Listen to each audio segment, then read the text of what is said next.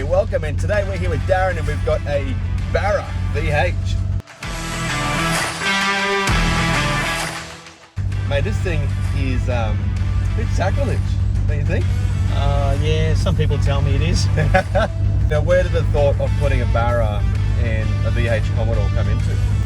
Wanted to be a little bit different. This is probably 4 years ago now. Had a mate with a VL RB, had a mate with a LS, had a mate with a 2J in one. No, it was just something a bit different, that's all. Everyone was dying. Well, now you're seeing a whole different batch of motors in these Commodores now, aren't you? Absolutely, yeah. 5 years. It took me 12 months to build it and get it on the road. Exactly. And I spoke with Lee at Real Dyno on what engine to use, and Sam White at Whitey's Wiring did the wiring for me. And the intercooler, radiator and stuff was done by Drew at ARE at Brendale. And it was painted by a little shop at Caboolture. And you pretty much put it all together? I put it all together, yes. Yep. So everything was put together, ready to go. I trailed it down to Whitey's Wiring. He wired it for me and we started it up down there. Lee actually went down one afternoon and just put a bass tune in it to start it. And they oh, cool. Yeah, test it out. Started up and it fired up basically first go, really, really good.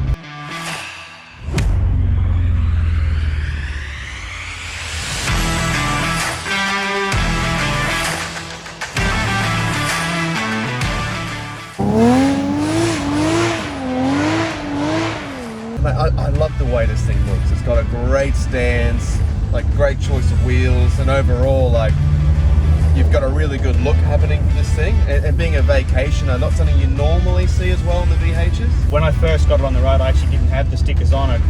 When it was resprayed, I didn't put the stickers back on it, but it just needed something to break up the side. And it does, doesn't it? Yeah, they're not original stickers. Yeah, so they're a copy, but not exactly the same.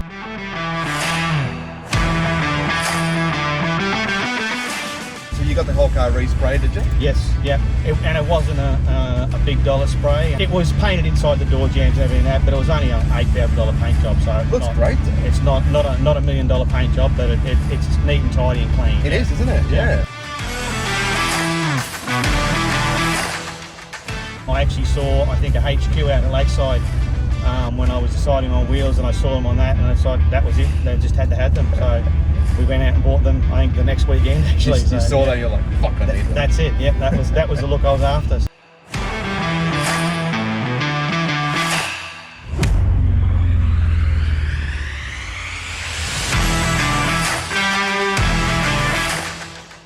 So let's get to the good stuff.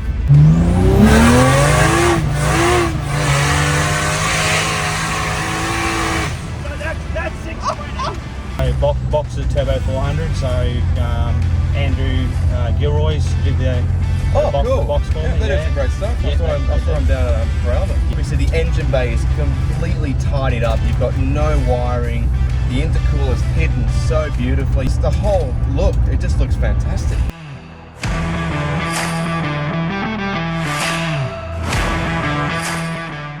So it's a 2010 late model FG XR6 turbo engine. So it was bought from a wrecker over the south side, cleaned it up, gave it to Lee. He put a set of valve springs, head studs and oil pump gears in it, and we bolted all the bits and pieces onto it.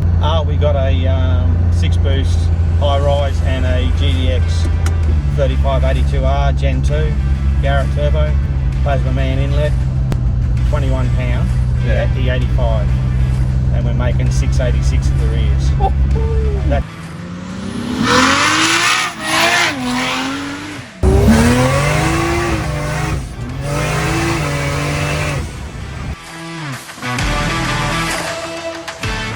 I didn't build the car to be a drag car. I built it to drive it every day if I could. And dude, we're just driving around now. It's quiet, it's comfy. Yeah. Like, you've got the sticky tyres, obviously a few things flick up, but correct, apart from that, like, this could be easily a daily driver. Absolutely, yeah, it could, yeah, no problems at all.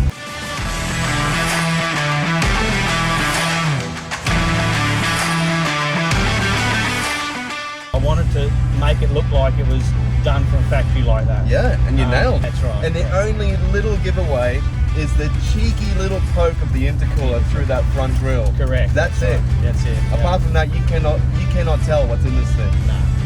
until you're on boost. Yeah. And then everyone knows what's in it.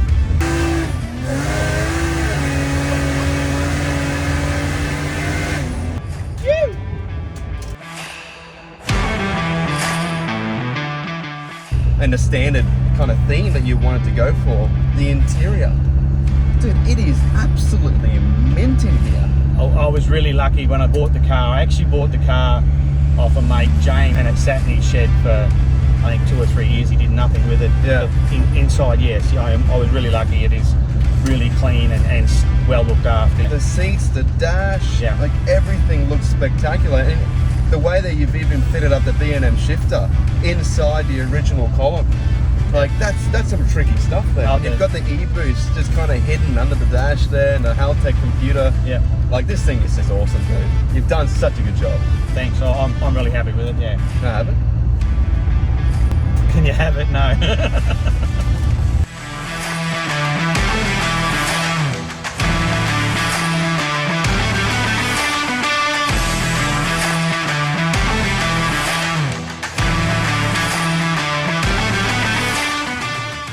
Alright guys, thanks for watching. We hope that you enjoyed today's episode.